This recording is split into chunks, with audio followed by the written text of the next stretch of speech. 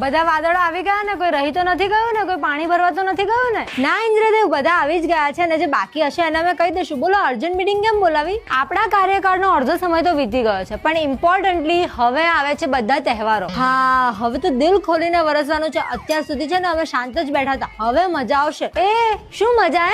બધા તહેવારોમાં નથી વરસવાનું. કઈ ગાળો કોઈ તમને નહીં આપે, મને આપશે. ક્યારે સાંભળ્યું વાદળોને કોઈએ ગાળો આપી? ગાળો કોને પડે? મેઘરાજાને. એટલે છે ને ક્યારેક ક્યારેક વરસવાનું, પરચો આપી દેવાનો કે ભાઈ વી ડુ એક્ઝિસ્ટ. ઠીક છે? હા ઇન્દ્રદેવ, તમારી વાત બરાબર છે. મેં મેઘરાજા ગણપતિના 10 દિવસમાં કહ્યું તો ખરી કે ક્યારેક ક્યારેક વરસવાનું. મારે છે ને ઉપરથી દેવોનું પ્રેશર આવે, એટલે અમારે સ્વર્ગમાં હળી મળીને રહેવાનું હોય, એટલે કહ્યું ને એટલું જ કરજો. વગર કામના દોડડાયા નહીં થતા, નહીતર મારે મહાદેવને જવાબ આપવો પડશે. ઓકે ઓકે ઓકે મેઘરાજા, સમજી ગયા. એટલે જો આડે ધડ વરસવાની ના પાડી છે તમને, પણ ગરજવાનું તો ખરું જ. ગરજવાની તમને છૂટ છે, તમારે જેટલું ગરજવું એટલું ગરજો. હા ને મેઘરાજા, આ નવરાત્રીનું શું કરવાનું છે? એક કામ કરીએ, ગુજરાતમાં છે ને 3-4 દિવસ, ખાલી 3-4 દિવસ છે ને ગરબા શરૂ થવાના હોય ને એની અડધો 1 કલાક પહેલા પડી જઈએ તો. અરે તમે આ ગુજરાતીઓને નથી જાણતા, છત્રી લઈને ને રેનકોટ પહેરીને ગરબા રમશે, એટલે વરસવાનો કઈ ફાયદો નહીં થાય. છતાં તમને બહુ ઈચ્છા થાય વરસવાની તો વરસી જવાનું. પણ મેઘરાજા, ગીતો એવા વાગતા હોય ને કે વાદળડી વરસી રે, સરોવર છલી વળ્યા, તો અમને વરસવાનું મન ના થાય. અને પેલું ગીત છે ને કાળી વાદળડી તુને, તો